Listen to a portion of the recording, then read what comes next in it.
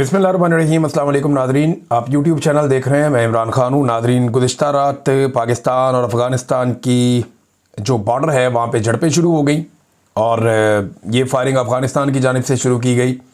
जो पाकिस्तान का मीडिया उसने ये रिपोर्ट किया, पाकिस्तान के सिक्योरिटी ज़राए ने यही बताया कि ये अफ़गानिस्तान की जानिब से कार्रवाई की गई है।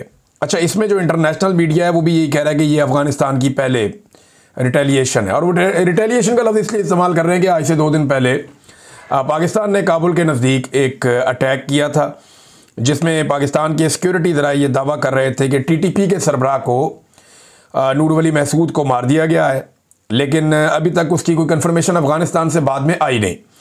कुछ और दहशतगर्दों का नाम लिया गया, लेकिन वो दहशतगर्द 2018 और 2019 में, यानी आज से 7 और 8 साल पहले मारे जा चुके हैं और उनकी खबरें मरने की पहले ही चल चुकी हैं। अब इस इंसिडेंट के बाद पहले अफ़गान मीडिया या अफ़गानिस्तान की हुकूमत की जानिब से धमकी आवेज़ रवैया इख्तियार किया गया और उन्होंने इसकी मजम्मत भी की। उन्होंने कहा जी पाकिस्तान हमारे जो टेरिटरी है उसके अंदर आके खिलाफ वर्जी कर रहा है, और फिर उन्होंने रशिया का और साथ में उन्होंने अमेरिका का मिसाल भी दिया कि उनके साथ इन्होंने बड़ी लंबी जंगें लड़ी हैं। देखिए, अफ़गानिस्तान एक ख़ास तरह की लंबी जंग तो वो लड़ लेते हैं, लेकिन पाकिस्तान ने एक जंग में उन्हें भरपूर सपोर्ट दी और दूसरी जंग उन्होंने खुद ही लड़ी है, लेकिन तब तक वो बहुत ट्रेंड हो चुके थे। जो उन्होंने नेटो के ख़िलाफ़ एक लंबी लगभग 20 साल की एक लड़ाई लड़ी है अफ़गान तालिबान ने। बहरहाल अब हुआ ये कि उसके बाद अफ़गानिस्तान ने पाकिस्तान के बॉर्डर के ऊपर मुख्तलिफ़ इलाकों से अटैक किया। इसके मनाज़िर भी हमने देखे, रात गए, और उसके बाद पाकिस्तानी फ़ोर्सेस की जानिब से भरपूर जवाबी कार्रवाई की गई, जिससे अफ़गानिस्तान में भी काफ़ी नुकसान हुआ और वहाँ पर चेक पोस्टें तबाह हुई। अब अफ़गानिस्तान का जो मीडिया है या वहाँ के जो हुकूमत है वो दावा कर रहे हैं कि उन्होंने पाकिस्तान का नुकसान किया, जबकि पाकिस्तान की तरफ से बाकायदा तस्वीर, वीडियोस और थर्मल इमेजेस दिखाकर बताया जा रहा है कि अफ़गानिस्तान का काफ़ी नुकसान हुआ। बिलाखिर सुबह होने से पहले अफ़गानिस्तान की हुकूमत ने जंग बंदी का ऐलान किया, जो एक बड़ा समझदारी का काम है। अफ़गान गवर्नमेंट ने कहा जी जंग बंदी का हम ऐलान करते हैं और हम उम्मीद करते हैं कि दोबारा अब लड़ाई नहीं होगी और पाकिस्तान की तरफ से कोई हमारे ऊपर जवाबी कार्रवाई नहीं की जाएगी। ये अब अफ़गानिस्तान ने उसके बाद जंग बंदी की है, लेकिन पाकिस्तान इस बीच में बड़ा तगड़ा जवाब दे चुका था। अब इस सारी सूरत हाल में ना चंद किरदार हैं जिन्हें हम फरामोश नहीं कर सकते। एक तो भारत का किरदार है। भारत जो है वो जख्म चाट रहा है, पाकिस्तान ने उनके तैयारे गिराए हुए हैं और वो अब बदला लेने के लिए पर तोलता रहता है। और ये देखिए, हमला भी उस वक्त हुआ जब अफ़गान वज़ीर ख़ारजा अमीर मुत्तकी वो भारत के दौरे पर है। ये बड़ा एक अजीबोगरीब टाइम है कि अफ़गान वज़ीर ख़ारजा भारत के दौरे पे है, तब एक एयर स्ट्राइक होती है अफ़गानिस्तान में, उसके बाद भारत के अंदर उनका दौरा है और उस बीच में फिर बॉर्डर के ऊपर टेंशन हो जाती है और अफ़गान फोर्सेज और पाकिस्तानी फोर्सेज के बीच में पहली मरतबा इस लेवल की टेंशन हुई है और इतनी फायरिंग का तबादला हुआ है, शेलिंग का तबादला हुआ है। पाकिस्तान की जानिब से आर्टिलरी का भी इस्तेमाल किया गया। तो भारत के अंदर बहुत सारे लोग बगले में जा रहे हैं, खुश हो रहे हैं, एंजॉय कर रहे हैं कि जी पाकिस्तान की अफ़गानिस्तान के साथ लड़ाई लग गई। देखें, एक बात भारत को भी समझनी चाहिए, अफ़गानिस्तान को भी, अफ़गानिस्तान के पास कोई रवायती फ़ौज नहीं है। उनके पास वो मिलिट्री वेपन्स भी नहीं है जो एक फ़ौज के पास होते हैं, वैसी आर्टिलरी भी नहीं है, टैंक्स भी नहीं है। जो जदीद हथियार हैं आजकल के, जिनको ड्रोन्स कहते हैं या एयरफोर्स कहते हैं, वो भी अफ़गानिस्तान के पास नहीं है। अफ़गान सिर्फ एक गोरीला जंग के मास्टर हैं। बाहर से अगर कोई अफ़गानिस्तान के अंदर घुसेगा तो लड़ाई की नौयत कुछ और होगी। अगर कोई ऑक्यूपेशनल फोर्सेस हैं जिन्होंने ऑक्यूपाई किया हुआ है अफ़गानिस्तान की टेरिटरी को, तो उसके खिलाफ वो एक लंबी गोरीला जंग तो लड़ सकते हैं। और गोरीला जंग में यह है कि आपने छुपे रहना है, जब आपका दाव लगे आपने दाव लगा लेना है। लेकिन जब आप एक मुल्क की फ़ौज होते हैं तो आपके पास बहुत सारी ऐसी चीज़ें होनी चाहिए जो हकीकतन इस वक्त अफ़गानिस्तान के पास नहीं है। तो अफ़गान फोर्सेस गोरीला जंग के लिए तो ठीक है, मानते हैं कि वो लड़ सकते हैं, लेकिन एक रवायती जंग को लंबे अरसे तक लड़ना ये उनके बस में नहीं है, वो नहीं लड़ पाएंगे। क्योंकि देखिए, इसके लिए ख़ास किस्म के हथियार और ख़ास किस्म की फ़ौजी ट्रेनिंग चाहिए होती है। उनकी सारी ट्रेनिंग जो है वो गोरीला है। उन्होंने दुनिया की आलमी ताकतों को अपनी गोरीला पावर से शिकस्त दी है, रशिया को दे दी, अमेरिका को दे दी, लेकिन वो पहाड़ों के अंदर छुप के कमीनगाहें बना के वो एक तरीके से लड़ते हैं। पाकिस्तान के साथ उनकी वैसी लड़ाई हो नहीं सकती। हाँ, ये ज़रूर हो सकता है कि वो पाकिस्तान के साथ अगर ताउन ना करे तो पाकिस्तान के अंदर दहशतगर्दी के वाक़यात बढ़ते जाएं, या अफ़गानिस्तान पाकिस्तान के अंदर जो है वो गुरीला वॉर के अंदर सपोर्ट देना शुरू कर दे उन एलिमेंट्स को जो पाकिस्तान के अंदर फोर्सेस के ऊपर अटैक करते हैं, ये दूसरी बात है। तो ये वैसा नहीं है जैसा लोग समझ रहे हैं, इंडियन समझ रहे हैं कि अफगानिस्तान पाकिस्तान को फतह कर लेगा, जो कोई अटैक कर लेगा, ऐसा नहीं होगा। बॉर्डर से 1 इंच आगे वो नहीं आ पाएंगे और पाकिस्तान आने भी नहीं देगा। पाकिस्तान की जो दिफाई नुक्ता नज़र से सलाहियत है वो बिल्कुल एक मुख्तलिफ नौइयत की है, वो एक कन्वेंशनल ट्रेंड फोर्स है। देखिए ना, ये अगर मिलिट्री एस्टेब्लिशमेंट की पॉलिसीज ठीक हो ना तो ये बड़ी प्रोफेशनल फौज है पाकिस्तान की फौज, इस खित्ते की मजबूत तरीन और प्रोफेशनल फौज है जिसके पास बेहतरीन हथियार है। तो एक तो इसमें आप याद रखें भारत का किरदार है। भारत हवा भरने की कोशिश करता है कि लड़ाई हो जाए, किसी तरह पाकिस्तान एंगेज हो जाए। भारत भी ये जानता है कि अफगानिस्तान के पास उस नौइयत के हथियार या ट्रेनिंग नहीं है कि वो बॉर्डर से कोई बहुत बड़ा दबाव डाले, लेकिन भारत ये जानता है कि अफगानिस्तान एंगेज कर सकता है और उसके जरिए से पाकिस्तान के अंदर के हालात खराब कराए जा सकते हैं। जैसा कि माजी में परवेज मुशर्रफ के दौर में परवेज मुशर्रफ ने कहा था कि भारत के अफगानिस्तान के बॉर्डर के साथ साथ ट्रेनिंग कैंप्स हैं जहां से दहशतगर्द ट्रेंड होते हैं, वो पाकिस्तान में आते हैं और आकर दहशतगर्दी करते हैं। ये परवेज मुशर्रफ ने कहा था। तो उस वक्त क्योंकि अफगानिस्तान के अंदर जो हुकूमत थी वो हमारे बहुत खिलाफ थी पाकिस्तान के, लिहाजा हमारी बात नहीं बन रही थी। अब जो अफगानिस्तान की हुकूमत है इसमें हमारे पास मौका था बड़ा ज़बरदस्त कि हम उनके साथ अच्छे ताल्लुकात बना लेते और एक वर्किंग रिलेशन हम उनके साथ डेवलप कर लेते, लेकिन हमने ये किया नहीं क्योंकि इसमें एक फैक्टर और है जिसे हम अमेरिका कहते हैं। अब अमेरिका को अफगानिस्तान में बगराम एयरबेस चाहिए और ट्रंप की इसी ख्वाहिश के बाद कुछ सख्त बयानात पाकिस्तान की जानिब से दिए गए। जैसा कि ख्वाजा आसिफ ने अफगानिस्तान को दुश्मन मुल्क करार दे दिया। जब डोनाल्ड ट्रंप ने बगराम एयरबेस मांगी उसके बाद हमने बयानात सुने, ख्वाजा आसिफ के बयानात का ज़मीन आसमान का फ़र्क हो गया। अब यही ख्वाजा आसिफ है जो अमेरिका के मुकाबले में अफगान तालिबान के बारे में ये कहते थे कि ताकतें तुम्हारी हैं और खुदा हमारा है।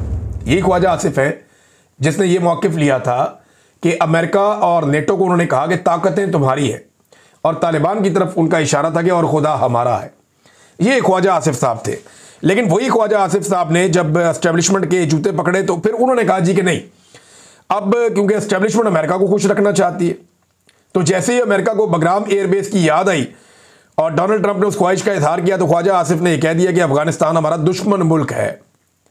अब भारत के अंदर खुशियां मनाई गई लेकिन फ़ायदा कोई नहीं और अमेरिका ने इस लड़ाई में आना कोई नहीं है। वो कानों को हाथ लगाकर गए कि अफगानिस्तान की सरजमीन पर तो वो नहीं उतरते। हाँ, ये है कि पाकिस्तान में कोई अड्डा वड्डा उनको मिल जाए, यहाँ से जाके वहाँ अटैक करके वापस आ जाए, अलग बात है। वहाँ उस सरजमीन पे वो नहीं उतरते, वहाँ वो जाएंगे नहीं। अब ट्रंप जो है उसके बाद एक और मौका था गुज़िश्ता रात, तालिबान ने खुद ही जंगबंदी कर दी, वरना ट्रंप फ़ायदा उठा सकता था और वो ये कह सकता था कि 1 साल में मैंने 9 जंगें रुकवाई हैं। इससे पहले वो 8 जंगों का दावेदार है। 9वीं जंग का भी मौका मिला हुआ था रात को। अगर ट्रंप को जगाकर ये कहा जाता, फौरी तौर पे ये कहा जाता कि जनाब आप इसमें मुदाखलत करें, तो फिर ये जंगबंदी भी अपने खाते में डोनाल्ड ट्रंप डाल सकते थे। अच्छा नाज़रीन, इसमें कुछ चीज़ें और हैं वो हमें याद रखनी पड़ेगी। गल्फ ममालिक जो हैं उनका बड़ा इंपॉर्टेंट रोल है क्योंकि दोनों मुसलमान मुल्क हैं जिनमें लड़ाई हुई है। पाकिस्तान अफगानिस्तान को हमेशा अपना ब्रादर इस्लामी मुल्क कहता रहा है। पाकिस्तान ने बड़ी कुर्बानी दी है, बहुत बड़ी तादाद में अफगान मुहाजिरीन को पाकिस्तान में जगह दी है। जब रशिया ने अटैक किया तब भी और जब अमेरिकन ने अटैक किया तब भी। ये मिलियंस के अंदर लोग पाकिस्तान में रहते रहे और वापस भी गए हैं। तो पाकिस्तान इनके साथ बेहतरीन ताल्लुकात बना सकता था, रख सकता था, लेकिन पाकिस्तान का वज़ीर ख़ारजा जो बिलावल था, इमरान खान का रिजीम चेंज हुआ तो इमरान खान का नुक्ता नज़र था कि अफगानिस्तान के साथ ऐसा ताल्लुक बनाया जाए कि दहशतगर्दी का मसला हमेशा ख़त्म किया जाए और उस पर काम हो रहा था। लेकिन बिलावल ने पूरी दुनिया का ट्रैवल किया, अफगानिस्तान का ट्रैवल नहीं किया। और गल्फ ममालिक की जानिब से 2 ममालिक का स्टेटमेंट मेरे सामने पड़ा हुआ है, एक सऊदी अरब का और एक ओमान का। ओमान में जो है वो उनके बहुत बड़े जो आलिम हैं जो सरकारी उनकी जानिब से, और दूसरी जानब सऊदी अरब का भी एक सरकारी स्टेटमेंट है और उन दोनों ने जंगबंदी का कहा और दोनों ममालिक को कहा कि आप आपस में बातचीत कर लें। अब ये जो तालिबान हैं जिनके साथ पाकिस्तान की झड़प हुई है, ये पाकिस्तान ने तैयार की है, ये बात हमें याद रखनी पड़ेगी। अमेरिका के और गल्फ ममालिक के कहने पर या नेटो ममालिक जो थे उनके कहने पर हमने इन तालिबान को यहाँ पे तैयार किया था। पाकिस्तान में दुनिया भर से इनको इकट्ठा किया था, अफगानिस्तान से हम इनको यहाँ पे लेकर आए थे। ये पाकिस्तान के मदारिस में तालीम हासिल करते थे, पाकिस्तान को बहुत सारे डॉलर्स मिलते थे, हमने इनको ट्रेनिंग दी, इनको हथियार दिए, इनको हथियार चलाना सिखाया, इनको जंगी हिकमत अमली सिखाई। फिर ये अपने इलाकों में गए और ये लड़ते लड़ते बहुत ट्रेंड हो गए और इनकी तादाद बढ़ती गई और अब ये इतने ताकतवर हो गए कि इन्होंने पूरी दुनिया की वहाँ फोर्सेस थी, उन सबको इन्होंने शिकस्त दी और अफगानिस्तान छोड़ने पर इन्होंने मजबूर कर दिया। एक वक्त था ये सारे मुजाहिदीन कहलाते थे, कहा जाता था कि ये सारे हक पर खड़े हैं, हक बजानिब हैं, और ये तालिबान जो हैं ये हीरोज़ हैं। मुझे अच्छी तरह याद है, एक मूवी हमने अपने बचपन में देखी थी, वो आपने नाम सुना होगा, सिल्वेस्टर स्टैलोन का, रैम्बो, रॉकी भी उसकी मूवीज हैं, रैम्बो भी उसकी मूवी है। आप अच्छी तरह चेहरा पहचान लेंगे, पाकिस्तान में बड़ा मकबूल है। इसकी जो रैम्बो थर्ड पार्ट आया था ना, थर्ड ब्लड रैम्बो का, उसमें ये आदमी अफगानिस्तान से अपने चंद लोगों को छुड़वाने के लिए आता है, जिनमें इसका एक कमांडर भी होता है। तो मुझे अच्छी तरह याद है कि ये जो रैम्बो थर्ड है, तीसरा हिस्सा जो उस फिल्म का तीसरा पार्ट, उसमें वो रशियन से लड़ता है रैम्बो, और अपने एक फौजी को छुड़ाना चाहता है वहां से, एक कमांडर को, और इस बीच में और लोगों को भी छुड़वाता है। तो जो तालिबान है उनको हीरो दिखाया गया कि तालिबान जो है वो हीरो थे और वो रशिया से लड़ रहे थे। लेकिन उसके बाद हमने देखा 2001 के बाद जो मूवीज बनी, पूरा एक बयानिया बना, उसमें यही तालिबान जो है वो गुंडे बन गए और ये विलन बन गए। इनके बारे में मशहूर हो गया कि नहीं, पहले ये हीरो हुआ करते थे, अब ये गुंडे हैं। पिछली फिल्मों के अंदर यही लोग जो हैं वो हीरोज थे, अब मौजूदा फिल्मों में यही लोग जो हैं वो विलन बन गए हैं। इमरान खान साहब का इस पर मौक़िफ़ क्या है, देखिए, इस पर थोड़ी तवज्जो में देनी पड़ेगी। इमरान खान साहब कहते हैं कि अफगानिस्तान में जब अफगान तालिबान की हुकूमत आई तो पाकिस्तान को फ़ायदा उठा के उनके साथ ताल्लुकात बेहतर करने चाहिए थे, दोनों तरफ के कबायली मुशरान को अपने साथ मिलाना चाहिए था, और खैबर पख्तूनख्वा की हुकूमत को एतमाद में लेते हुए इन सब के ताउन से दहशतगर्दों को ख़त्म किया जाना चाहिए था, दहशतगर्दी को जड़ से ख़त्म किया जाना चाहिए था, ताकि हमेशा के लिए यहाँ पे अमन कायम हो जाए। मगर मौजूदा मिलिट्री एस्टेब्लिशमेंट ने ताकत का रास्ता चुन लिया, जिससे मकामी अफराद खाइफ है। मैं आपको बताता हूँ कि एक साबिक सफ़ीर है अफगानिस्तान में, और ये बहुत सारे पाकिस्तान अफगानिस्तान की टॉक्स के अंदर इन्वॉल्व रहे, गवाह भी हैं ये जो कुछ इमरान खान के दौर में इसके बाद होता रहा। मंसूर अहमद खान साहब वो फरमाते हैं कि अफगानिस्तान के साथ बातचीत ही दहशतगर्दी के मसले का मुस्तकिल हल है। ये जुज़वी तौर पे आप ये कर सकते हैं, आर्जी तौर पे कि ठीक है आप लड़ाई कर लें, लेकिन जो मुस्तकिल हल है दहशतगर्दी के खात्मे के लिए वो अफगानिस्तान के साथ बातचीत है। अमीर मुत्तकी जो वज़ीर ख़ारजा हैं अफगानिस्तान के, वो भारत में मौजूद थे, तो उन्होंने भारत में भी एक बात कही है जो बड़ी हौसला अफजा है कि पाकिस्तान को अंगेज करना होगा, और यही सोच आगे बढ़ने का रास्ता है पाकिस्तान और अफगानिस्तान के बीच में। तो नाज़रीन, ये डेवलपमेंट्स हैं अफगानिस्तान और पाकिस्तान के बीच में, और दोनों तरफ देखें मुसलमान ममालिक हैं, आपस में मुसलमान ममालिक लड़ेंगे तो अच्छी बात तो नहीं है। कोई भी दो मुसलमान मुल्कों की आपस में लड़ाई हो तो ये किसी को भी अच्छा नहीं लगेगा। लेकिन पाकिस्तान जो है वो ये कहता है कि अफगानिस्तान से दहशतगर्दी पाकिस्तान में आ रही है, और अफगानिस्तान ये कहता है जी कि बहुत लंबे अरसे तक पाकिस्तान से जो है वो तैयार करके दहशतगर्द अफगानिस्तान में भेजे गए हैं। तो दोनों का एक दूसरे के ऊपर एक ही तरह का गिला शिकवा है, और दोनों ने जो ये काम किया है वो कोई अपनी ख्वाहिश के तहत नहीं किया। बहुत सारी अजीबोगरीब चीज़ें हुई। पाकिस्तान ने अमेरिका के लिए किया ये सब कुछ, और अपने बैरूनी आकाओं को खुश करने के लिए किया। अफगानिस्तान जो करता रहा, अफगानिस्तान की भी कोई अपनी सोच इसके अंदर मुझे नज़र नहीं आती। तो दोनों ममालिक को होश के नाखून लेने चाहिए। अब यहाँ पाकिस्तान में कुछ लोग नफरत बेचना और बांटना शुरू हो गए हैं कि नमक हराम है, ये करो वो करो, मार दो, जान से मार दो। ऐसा नहीं चलता, ममालिक के बीच में चीज़ें गड़बड़ हो जाती हैं। पाकिस्तान का एक बहुत बड़ा दुश्मन मशरकी बॉर्डर के साथ बैठा है जिसका नाम भारत है। तो आपने अपने आप को हर तरफ नहीं फंसाना, आपने चाइना से, ईरान से, अफगानिस्तान से, तीनों ममालिक से अपने बेहतरीन ताल्लुकात रखने हैं। अगर भारत के साथ आपके ताल्लुकात अच्छे हो जाएं तो बहुत अच्छी बात है, अगर नहीं होते तो बाकी तीन ममालिक से आपके ताल्लुकात अच्छे होने चाहिए, बुरे ताल्लुकात नहीं होने चाहिए, और ये पाकिस्तान की हुकूमत की पॉलिसी होनी चाहिए। मगर देखें इस वक्त क्योंकि एस्टेब्लिशमेंट के दिमाग में और बहुत सारी चीज़ें चल रही होती हैं, और जब भी कभी एस्टेब्लिशमेंट की क़यादत के दिमाग में ये बात आ जाए ना कि उन्हें एक्सटेंशन चाहिए, तो फिर उन्हें कुछ दिखाई नहीं देता जब तक उन्हें एक्सटेंशन नहीं मिल जाती। सियासत में मुदाखलत अगर फ़ौज ना करे तो मैं फिर आपको कह रहा हूँ कि खित्ते की बेहतरीन फ़ौज है, बेहतरीन हथियार हैं, लेकिन हर मसले का हल जो है वो लड़ाई नहीं है। मसाइल का हल जो है वो दिमाग से भी करना चाहिए, कोई चीज़ खारजा पॉलिसी भी होती है। नाज़रीन, तहरीक लब्बैक के बारे में जो डेवलपमेंट है वो मैं आपके सामने रख देता हूँ। तहरीक लब्बैक का लॉन्ग मार्च GT रोड पर आगे की तरफ बढ़ रहा है, गुजरावाला की सराउंडिंग में कहीं पे इस वक्त होगा, और उनके ऊपर टॉर्चर भी किया जा रहा है, उनके लोग गिरफ्तार भी किए जा रहे हैं। बाद औक़ात ऐसे मनाज़र आते हैं कि तहरीक लब्बैक के लोग पुलिस को मार रहे हैं, बाद औक़ात पुलिस को घेरा डाल लेते हैं, बाद औक़ात पुलिस वाले छोड़कर चले जाते हैं, बाद औक़ात पुलिस वाले उन्हें मारते हैं, उनको गिरफ्तार कर लेते हैं। कोई 65 के करीब लोग इतला ये खबर के मुताबिक फिर गिरफ्तार कर लिए गए एक हल्ले में। तो गिरफ्तारियां हो रही हैं और 11 लोग शहीद हो गए, ये उन्होंने दावा किया तहरीक लब्बैक वालों ने। और उन्होंने कहा बहुत सारे लोगों को गोलियां भी लगी, सीधी गोलियां भी हमें मारी जाती हैं। इसमें एक खबर जो है वो मुझे, क्योंकि ये आपको खबर इसलिए बतानी है कि पिछले वीलॉग में मैंने आपको बताया कि साद रिजवी और उसकी फैमिली को, उसकी जो ख़वातीन है घर की और बच्चे, उन्हें उठा लिया था लॉ इन्फोर्समेंट ने। तो अच्छी बात यह है कि कुछ इतलात के मुताबिक इन ख़वातीन को छोड़ दिया गया, लेकिन इनको उठाना, ख़वातीन की तस्लील करना, चादर और चार दीवारी का तकद्दुस पामाल करना, ये इंतहाई मायूब बात है। फिर उनके घर के अंदर जिस तरह छापे मारे जा रहे हैं, ये घड़ी देखें, ये जनाब ये पैसे देखें, ये जनाब कैश पड़ा हुआ है ये देखें। यार ये तो आप किसी के भी घर में घुस जाए पाकिस्तान में ऐसे ही निकलेगा। गरीब आदमी की बात नहीं कर रहा, किसी भी मौलवी के घर में आप घुस जाएँ, किसी भी आप ऐसे बंदे के घर में घुस जाएँ जो दरगाह में या किसी मज़ार के पास रहता है या मज़ार का मतवल्ली है, तो आपको घर पे मिल जाएंगी चीज़ें। बेशुमार पीर फकीर हैं, उनके घरों में जाके आप देख लें। ये तो कुछ भी नहीं है जो पीरों के घरों में आपको मिलेगा, आप कानों को हाथ लगाएंगे। यहाँ तो आपको मिला ही कुछ नहीं है, कख नहीं मिला। मैं तो समझा अंदर तो कोई महल होगा और कोई बड़े हीरे जवाहरात होंगे, और ये तो कख नहीं है उसके मुकाबले में जो मेरे दिमाग में आ रहा था। तो ये हुकूमत को शर्म करनी चाहिए ये हरकतें करते हुए। अगर एक वफाकी वजीर के घर पर इजाज़त दी जाए ना हमें कि बगैर बताए रेड करना और चीज़ें निकालनी है, तो वो कुछ निकलेगा कि पूरा निज़ाम कानों को हाथ लगाएगा। इनके ये पूरी एक जमात के सरबराह हैं, इनके घर से चीज़ें निकली ज़रूर हैं, लेकिन वैसे नहीं निकली जैसे सिंध में किसी एक ब्यूरोक्रेट के घर से निकल आती है। इतना माल निकलता है वहाँ पे।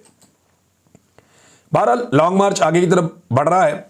उम्मीद है कि ये मामला अब हल हो जाएगा, क्योंकि तहरीक लब्बैक के बाद नौजवान तो हैं, वो मार खाने के लिए भी तैयार हैं, लेकिन उनके पास इतनी बड़ी लड़ाई लड़ने की कोई ख़ास वजह नहीं है। दूसरा, एस्टेब्लिशमेंट के साथ उन्होंने एक अच्छे ताल्लुकात इस्तवार किए थे, और अगर ये लड़ाई और आगे बढ़ाते हैं तो फिर वो ताल्लुकात ख़राब हो जाएंगे। अब देखना ये है कि तहरीक लब्बैक कश्तियाँ चलाती है या नहीं चलाती, मामला यहाँ खड़ा है। खैबर पख्तूनख्वा में हुकूमत बनाने का मामला, तो कल पीर वाले दिन असेंबली का इजलास तलब कर दिया गया। स्पीकर आएंगे बाबर सलीम सवाती, वो सारे MPs को इकट्ठा करेंगे और रोला डालेंगे ये लोग कि जनाब हमने अपना नया कायदे ऐवान मुंतखब करना है। ज़्यादा चांसेस ये हैं कि पीर वाले दिन सुहेल अफरीदी को कानून और आइन के मुताबिक बन जाना चाहिए वज़ीर आला खैबर पख्तूनख्वा।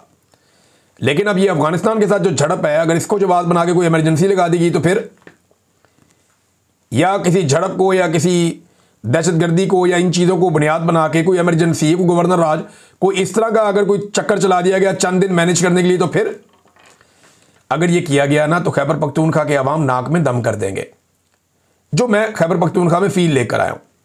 अभी मुझे खैबर पख्तूनख्वा से निकले हुए भी लगभग कोई 7-8 माह हो गए हैं, शायद ज़्यादा हो गए, 10-11 माह। तो इतना अरसा हो गया मुझे खैबर पख्तूनख्वा से निकले हुए। तो इतने अरसे में बहुत सारी चीज़ें बदल जाती हैं, बहुत सारी चीज़ें बदल जाती हैं इतने अरसे में, खुदा से इकबा हो गए। लेकिन ये चीज़ नहीं बदली। मैंने जितने लोगों से बात की है, लोग ऑपरेशन के शदीद खिलाफ हैं और वो अपनी हुकूमत के साथ खड़े होंगे। गंडापुर साहब मकबूल नहीं थे, लेकिन ये जो सुहेल अफरीदी की सूरत में इमरान खान साहब ने फैसला किया है, ये फैसला बड़ा मकबूल है। और जितने भी आपके कबायली इलाकों के मुशरान हैं वो इकट्ठे हुए और उन्होंने जरगा किया, और जरगा करके उन्होंने कहा जी ये हमारा वज़ीर आला है, हमें रिलीफ मिला है इस बात से कि हमारे बच्चे को वज़ीर आला बनाया इमरान खान ने। पहली मरतबा हमारे कबायली इलाकों का कोई बच्चा वज़ीर आला खैबर पख्तूनख्वा बनने जा रहा है, बहुत बड़ी बात है। लिहाजा उन्होंने कहा कि हमें ये कबूल है और हम ये करवाएंगे और हम अपनी पूरी सपोर्ट देंगे। तो ये एक चैलेंज है एस्टेब्लिशमेंट के लिए कि वो इसको कैसे रोकती है, और दूसरी तरफ चैलेंज है पाकिस्तान तहरीक इंसाफ के लिए कि वो इसको कैसे करवाती है। तहरीक इंसाफ काफ़ी जिम्मेदारी का सबूत दे रही है। सलमान अकरम राजा साहब की मैं बात सुन रहा था, वो ये कह रहे थे कि जो DG ISPR ने हमारे साथ किया वो ज़्यादती है, लेकिन एक एक लफ्ज़ का जवाब हम देना नहीं चाहते, उससे मामला और बिगड़ेंगे। तो तहरीक इंसाफ फिर भी चाहती है कि कोई इज्जत रह जाए, कोई मामला बचत हो जाए, लेकिन दूसरी जानिब जो है वो एक ज़िद है कि पहले हमारे दरवाजे पे हाज़िरी दो, हमारे दर पे हाज़िरी दो, उसके बाद आपको वज़ीर आला बनाएंगे। अब सुहेल अफरीदी को कहा गया ना कि भाई आके मिलो, उसने कहा जी पहले इमरान खान को मिलूंगा, वो इजाज़त देगा तो किसी और से मिलूंगा, वरना मैं नहीं मिलूंगा। अब ये इतना खौफनाक स्टेटमेंट है कि वो सारे डर गए कि यार ये तो बात इमरान खान की सुनेगा। एक इमरान खान हमने जेल में बंद किया हुआ है, एक उसकी फोटोकॉपी बाहर। अगर इस तरह का बंदा होगा जो इमरान खान के विजन पे चलेगा तो हमें तो मुसीबत पड़ जाएगी, और अगर ये वज़ीर आला बन गया तो इसको उठा के जेल में डालना भी मुश्किल हो जाएगा। इसके साथ कुछ और करते हैं तो फिर हालात बिगड़ जाएंगे। लिहाजा ये एक प्रॉब्लम तो है। गवर्नर जो है खैबर पख्तूनख्वा का, वहाँ से इस्तीफ़ा मौसूल होने की तस्दीक हो गई है कि इस्तीफ़ा मौसूल हो गया, तो ये तो चले अच्छी बात है। लेकिन उन्होंने कहा जी पीर को फैसला करूंगा, यानी कल के दिन में वो फैसला करेंगे। अब देखें वो क्या फैसला करते हैं। इस्तीफ़ा मिल गया तो फिर इस्तीफ़ा मंजूर ही होगा और क्या होगा। और पीर वाले दिन यानी कल के दिन में नया वज़ीर आला मुंतखब हो सकता है, अगर कोई एडवेंचर ना किया गया तो। अब तक इतनी, अपना ख्याल रखिएगा, अपने चैनल का भी। अल्लाह हाफ़िज़।